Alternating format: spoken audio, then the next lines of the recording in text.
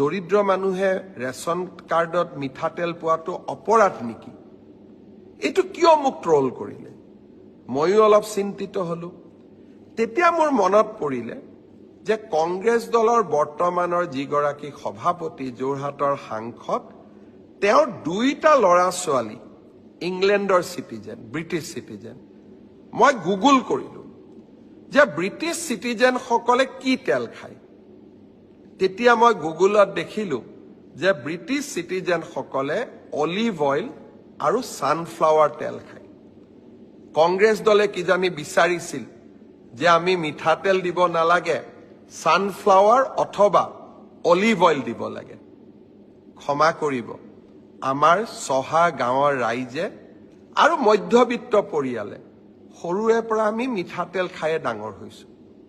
যেতিয়া আমাৰ জ্বৰ উঠে, মায়ে আমাক কয় যে ভৰি তলুৱাখনত অলপ মিঠাতেলেৰে মালিচ কৰি দে, ভাল পাবি।